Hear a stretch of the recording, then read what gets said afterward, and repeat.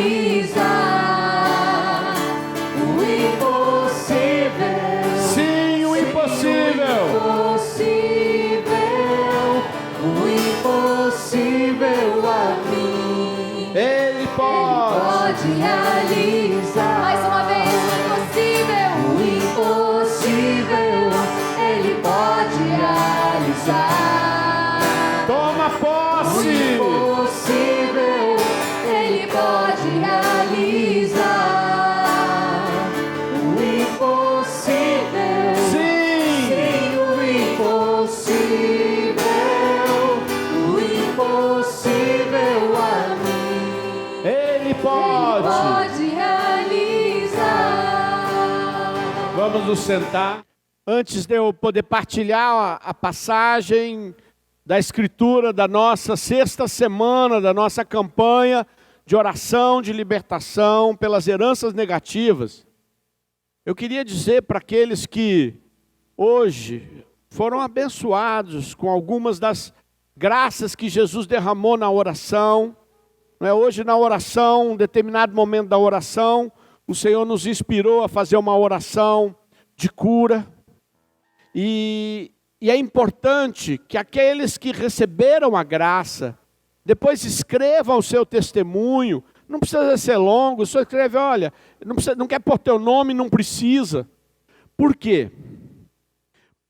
Porque apesar de que a doutrina de Jesus é o que orienta as nossas vidas para vivermos melhor e para que o mundo seja melhor, apesar de que a principal missão de Jesus, a sua verdadeira missão, era entregar a sua vida por nós, morrer pelos nossos pecados e ressuscitar para nos dar a vida eterna e para vencer Satanás, apesar de que essas coisas são muito importantes para o mundo e para a salvação, a multidão que ia atrás de Jesus ia porque eram curados. Jesus curava os enfermos porque tinha misericórdia para com o sofrimento do povo. E a misericórdia de Jesus não mudou. Não mudou. Ele continua misericordioso.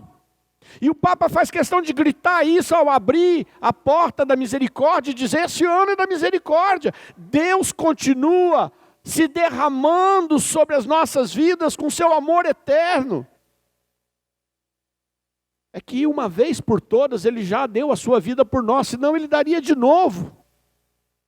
E sendo Ele eterno, o céu está aberto e o sacrifício de Jesus continua a ser ofertado pelo altar nas santas missas, mas continua a ser ofertado a cada momento, porque o Senhor quer libertar a minha vida, a sua vida. O Senhor quer que você seja uma mulher e um homem livre.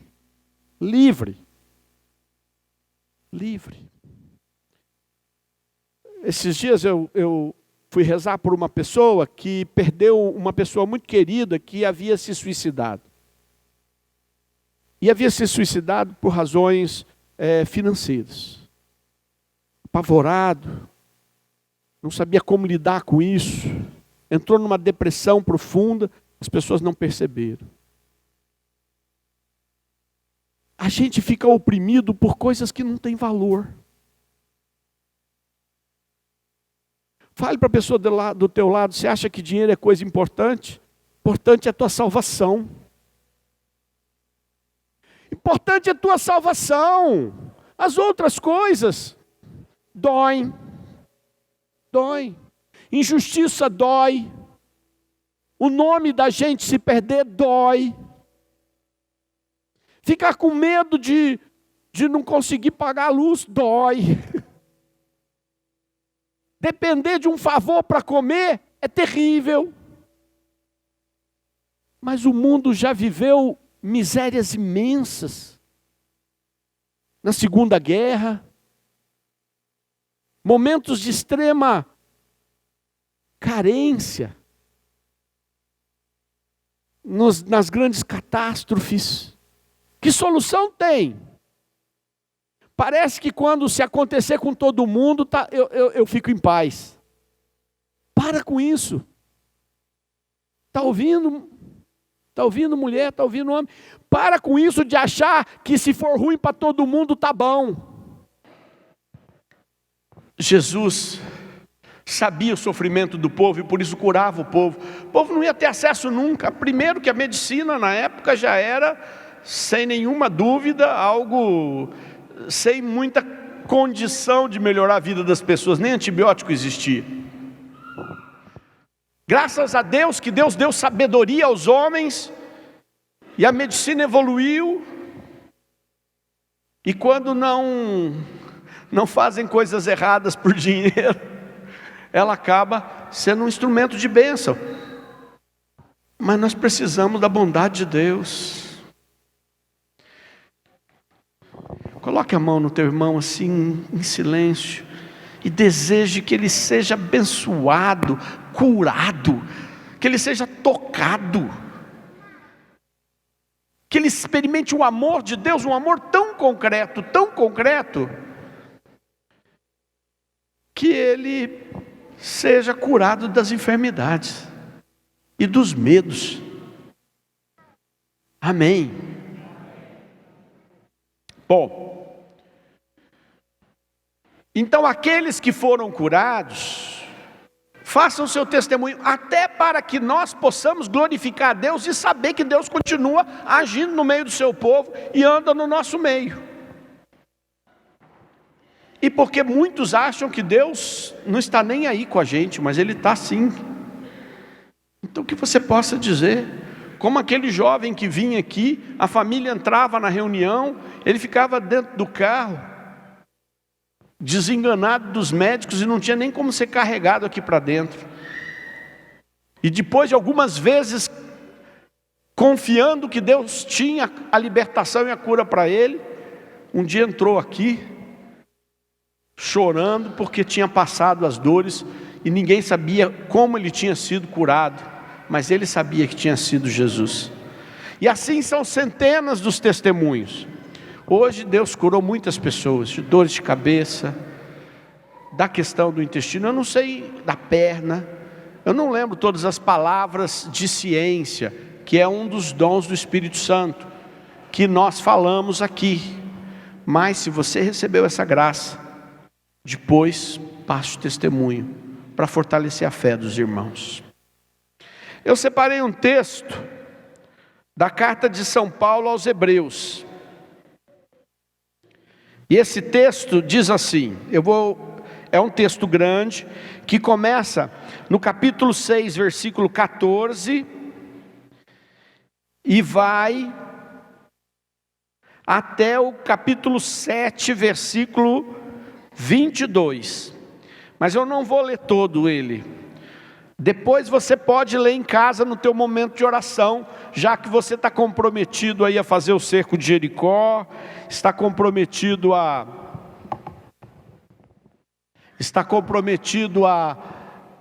continuar rezando nesta campanha, que tem um lado da minha oração pessoal junto.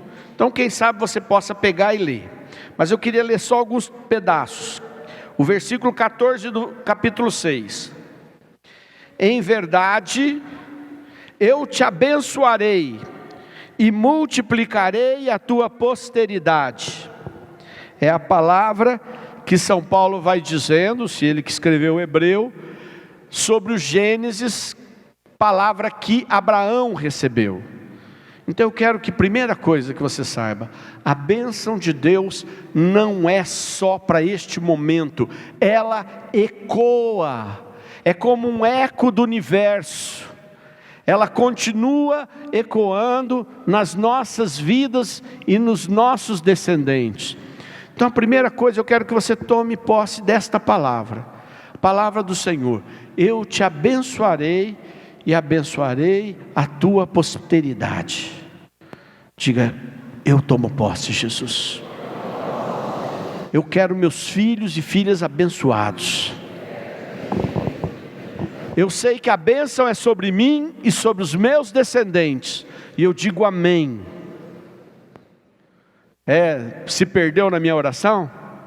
Eu sei que a bênção é sobre mim e os meus descendentes. E eu digo amém. Continuando nesse texto, diz o seguinte, no versículo 19: esperança esta que seguramos qual âncora de nossa alma, firme e sólida, e que penetra até além do véu no santuário, onde Jesus entrou por nós como precursor, pontífice eterno, segundo a ordem de Melquisedeque. Este Melquisedeque, rei de Salém, sacerdote do Deus Altíssimo, que saiu ao encontro de Abraão, quando este regressava da derrota dos reis e o abençoou, ao qual Abraão ofereceu o dízimo de todos os seus despojos, e conforme seu nome indica, primeiramente rei de justiça, depois rei de Salém, que é rei da paz, sem pai, sem mãe, sem genealogia, a sua vida não tem começo nem fim, comparável sobre todos os pontos ao Filho de Deus, permanece sacerdote para sempre. Considerai, pois, quão grande é aquele a quem até o patriarca Abraão deu o dízimo de todos os seus mais ricos espólios. Os filhos de Levi, revestidos do sacerdócio, na qualidade de filhos de Abraão, têm por missão receber o dízimo legal do povo, isto é, de seus irmãos. Naquele caso, porém, foi um estrangeiro que recebeu os dízimos de Abraão e abençoou o detentor das promessas. Ora, é indiscutível, é o inferior que recebe a bênção do superior. Demais aqui, os levitas que recebem os dízimos são homens mortais. Lá, porém, se trata de alguém do qual é atestado que vive. Por fim, por assim dizer, também Levi, que recebe os dízimos, pagou-os na pessoa de Abraão, pois ele já estava em germe no íntimo deste, quando aconteceu o encontro com Melquisedeque. Bem difícil. E eu sei que era bem difícil, fiz questão de ler, sabendo que a maioria ia navegar na maionese, como a gente fala. Mas eu vou traduzir para vocês, mas eu fiz questão de ler para mostrar que não sou eu que estou dando uma interpretação totalmente nova a um fato. O autor está comparando um episódio que aconteceu no livro do Gênesis. Abraão saiu em combate e venceu aquela guerra. E quando ele estava voltando, ele encontrou-se com um sacerdote desconhecido, que ninguém nunca ouviu falar, e que diz que esse sacerdote era rei da justiça e rei da paz. Na hora Abraão percebeu que ali estava não um homem, não alguém mortal, mas estava o próprio Deus, e ofereceu então uma oferenda de tudo que ele tinha para esse desconhecido. São Paulo diz para nós: olha, aquele desconhecido era Deus, assim como Jesus, que é Deus. Não tem princípio e nem fim. Como diz o Apocalipse, o Alfa e o Ômega, o primeiro e o último, o começo e o fim de todas as coisas. Como diz São Paulo, aquele que foi gerado, não criado, porque já existia desde sempre. Como diz o Gênesis no capítulo 1, que estava já sobre as águas para ordenar todas as coisas. Só que neste texto, conforme São Paulo vai mostrando que aquele desconhecido se era como Jesus, e é por isso que é difícil de entender, ele diz assim, que quem recebe as oferendas do povo eram os levitas, a tribo de Levi. Depois do êxodo, depois que eles saíram do Egito, a sociedade foi organizada entre as tribos que deveriam cuidar só das coisas de Deus. Essa tribo não trabalhava como os outros, se dedicava ao serviço religioso, eram os levitas. Pois é, quando Abraão encontrou Melquisedeque, ele não tinha filhos ainda. E quantos filhos Abraão teve? Sabe quantos filhos Abraão teve? Sabe? Sabe quantos filhos Abraão teve? 2 filhos. Um da escrava e um da esposa que não acreditava que lhe ia dar um filho e por isso pediu para ele dormir com a escrava. 2 que faz essa briga toda lá, porque lá no Oriente Médio, uns dizem que são descendentes do filho da escrava e os outros da livre, e aí eles ficam brigando até hoje. 2. Portanto, Abraão só teve da linhagem Isaac. Isaac teve seu filho Jacó. Jacó mudou de nome, se chamou Israel e teve os filhos que se constituíram nas 12 tribos de Israel, entre eles Levi. Portanto, Levi é a 4ª geração de Abraão. E o texto diz que no dia que Abraão ofereceu o sacrifício para Melquisedeque, que representava Jesus, a sua 4ª geração estava sendo abençoada com a missão que teriam de receber as oferendas. Para quem não entendeu, significa que uma campanha dessa te chama a atenção, porque tudo aquilo que está em você, todas as vidas que estão em você de uma certa maneira, estarão nos seus descendentes e nos seus familiares, recebem a bênção de Jesus, na medida em que você faz a oferenda.